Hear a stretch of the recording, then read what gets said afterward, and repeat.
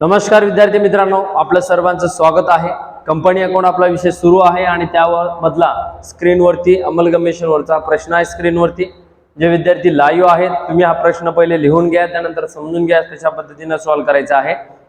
आता हा प्रश्न आहे समर 2019 मध्ये विचारलेला प्रश्न आहे. किती मार्काला विचारला होता? तर 8 मार्काला विचारलेला होता आणि ह्या पद्धतीचे एक्झाम्पल परीक्षेमध्ये 100% विचारल्या जाते. त्यामुळे हा जो प्रश्न आहे व्यवस्थित करून जायचा. आता याच्यात काय दिलेली आहे? कंपनीची माहिती दिलेली आहे. धन कंपनी लिमिटेड आणि परव कंपनी लिमिटेड हे दोघं मिळून एक कंपनी जी आहे ती एकत्रित करणार आहे. नवीन कंपनी त्याची धन परव नावाने ते करणार आहे, असं याच्यामध्ये म्हणणं आहे. After negotiation of the financial position, the both of companies under the was as a under Dhan Parv Limited take over the business of asset and liabilities of both company. दोन्ही कंपनीचे asset and liabilities त्याच्यामध्ये include करणार आहेत. मग सगळ्यात शेवटी जायचं, सगळ्यात शेवटी बघायचं काय म्हटलंय तर calculation of purchase consideration and the opening balance sheet of new company धन परव कंपनी लिमिटेड च्या याच्यामध्ये तुम्ही तयार करून दाखवा. म्हणजे सगळ्यात पहिलं काय काढायचं? परचेस कन्सिडरेशन काढायचं. ठीक आहे. मग आपण या ठिकाणी कॅल्क्युलेशन ऑफ परचेस कन्सिडरेशन काढणार. पहिले calculation of purchase consideration, purchase consideration. ठीक आहे. असेट टेकन ओव्हर इथे लिहायचा. कोणती कंपनी आहे पहिली? तर पहिली आहे धन कंपनी, धन company limited. Assets taken over. मग काय असेट आहे तर बघा त्याची, किंवा तुम्ही सारखे पद असल्यामुळे वेगवेगळे लिहू शकता. असेट टेकन ओव्हर मध्ये बघा पहिलंच पद दिलेलं आहे धनपरव म्हणजे वरची company. Land and building, land and building किती रुपये आहे तर ती आहे 30 लाख रुपये. त्यानंतर आहे plant and machinery, plant and machinery ती आहे 9 लाख रुपये. त्यानंतर आहे फर्निचर, फर्निचर दिलंय तुम्हाला 8 लाख रुपये. त्यानंतर आहे मोटार व्हॅन, मोटार व्हॅन ते आहे तुमचे 7 लाख रुपये. त्यानंतर आहे स्टॉक, स्टॉक दिलेला आहे तुम्हाला 5 लाख रुपये साक्षी. ठीक आहे. त्यानंतर आहे कॅश ॲट बँक, नाही सन्ड्री डेटर्स राहिलेला आहे. सन्ड्री डेटर्स, सन्ड्री डेटर्स दिले तुम्हाला 2 लाख रुपये. आणि त्यानंतर cash at bank, cash at bank ती दिलेली आहे तुम्हाला 2 लाख रुपये. यांची टोटल करायची आणि याला म्हणायचं टोटल असेट्स, टोटल असेट. याला नाव द्यायचं ए. ऍक्च्युअली ही टोटल असेट इथं दुसरं पद नाहीये, म्हणजे 63 लाख रुपये तुमची टोटल असेट आहे. त्यानंतर मायनस लायबिलिटीज टेकन ओव्हर. आता लायबिलिटीज किती आहे याच्यामध्ये? एकच पद लायबिलिटीजचं दिलेलं आहे. किती लाखाचं? 8 लाखाचं. म्हणून इथे 8 लाख रुपये घ्यायचे. इथं शिरेश मारेजी. इथे लायबिलिटीज किती झाली आपली? त्याचं पदाचं नाव लिहायचं सन्ड्री क्रेडिटर्स, सन्ड्री क्रेडिटर्स. किती आहे ती तर 8 लाख रुपये. आणि याला नाव द्यायचं बी.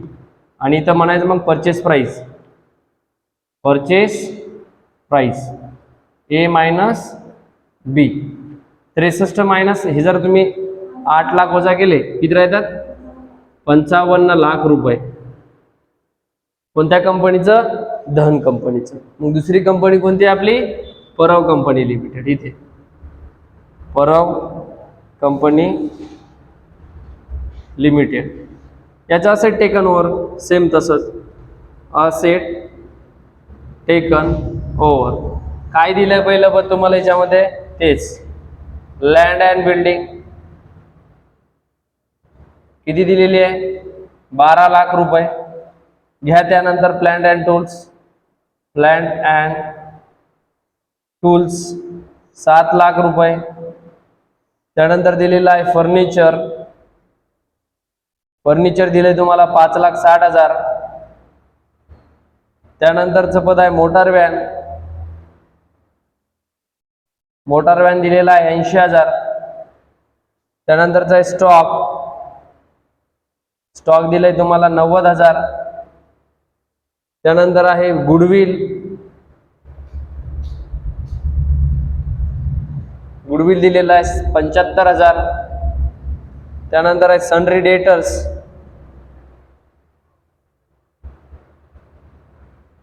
सन्ड्री डेटर्स आहे तुमचं 60,000. आणि शेवटचं पद राहिलेलं आहे तुमचं cash at bank. Cash at bank ते आहे 35,000. यांची टोटल जर केली तर टोटल असेट त्याला नाव द्यायचं ए. किती आहे ते टोटल असेट सांगा. तर असेटची बेरीज आपल्याला दिलेली आहे त्यांनी. किती? 28 लाख रुपये. 28 लाख रुपये टोटल असेट. मायनस त्याच्यातून करतो आपण मायनस लायबिलिटीज टेकन ओव्हर. तर लायबिलिटीज किती आहे? एकच पद दिलेलं आहे सन्ड्री क्रेडिटर्स नावाचं. मग घ्या ते सन्ड्री क्रेडिटर्स. किती आहे ते सन्ड्री क्रेडिटर्स? 3,50,000. इकडे 3,50,000. याला नाव द्यायचं बी. रेश मारायची आणि इथले याचे मायनस बी. याला नाव द्यायचं परचेस कन्सिडरेशन किंवा परचेस प्राइस. किती आहे ते सांगा? 24,50,000 झालं दोघांचं परचेस कन्सिडरेशन. आता तुम्ही हे परचेस कन्सिडरेशन काढून असंही दाखवू शकता किंवा जर तुम्ही डायरेक्ट असेट मायनस लायबिलिटी सुद्धा घेतली तरी चालते. ठीक आहे, पण ही योग्य पद्धत आहे. या पद्धतीनं गेला तर मग समोरच्या व्हॅल्यूवरला काही अडचण येणार नाही. ठीक आहे. आता सांगितलं काय त्यांनी आपल्याला? त्यांनी सांगितलं न्यू बॅलन्स शीट सांगितली आपल्याला. ओपनिंग बॅलन्स शीट सांगितली. ठीक आहे. कोणाची बॅलन्स शीट सांगितली त्यांनी? धन परव कंपनी लिमिटेड. काय सांगितली? Balance sheet. Balance sheet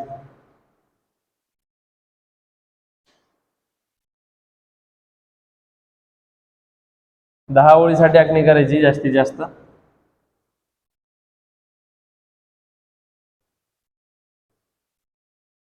liabilities rupees assets rupees घ्या. मग पहिलंच पद इकडचं लँड अँड बिल्डिंग किती आहे? ए कंपनीचं किती आहे? 30 लाख अधिक बी कंपनीचं म्हणजे धनचं किती? 30 आणि परवचं 12. किती येतात? 32 लाख रुपये येतात का?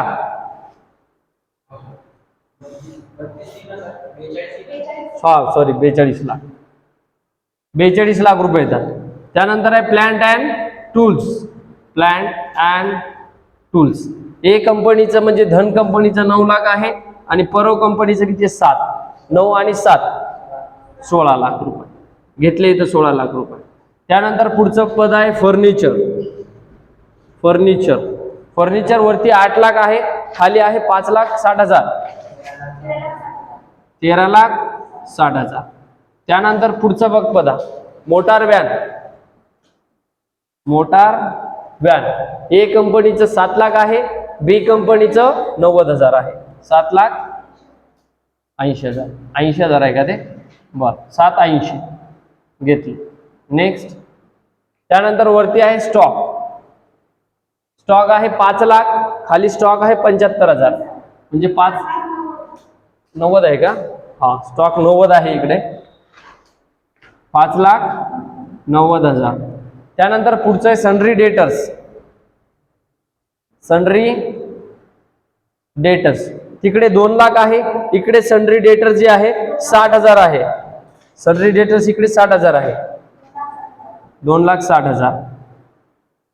त्यानंतर पुढचं पद आहे वरती कॅश ॲट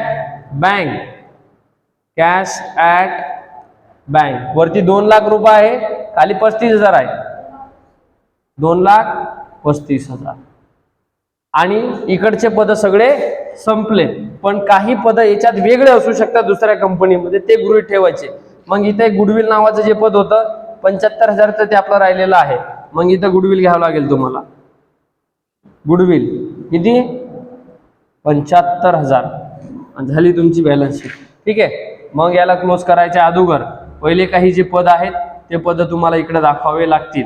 पहिलं ऑथोराइज कॅपिटल.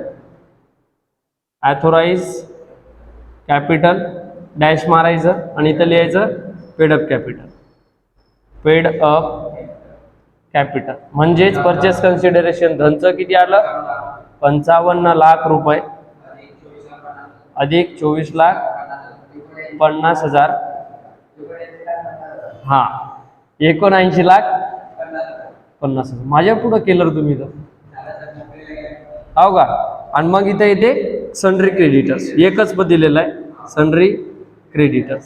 सोडवला का अंदाजी सापडू राहील तुम्ही 11,50,000 साक्षी 91 लाख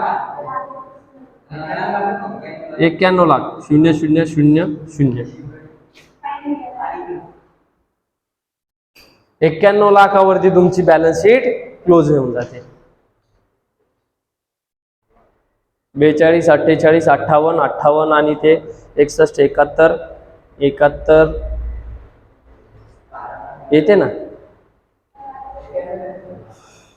येते ना बेरीज चुकवला का तू जास्त आली तुझी कसं काय जास्त तू एखादा लाख शिल्लक घेतला मग तिचे 750 घेतली असे.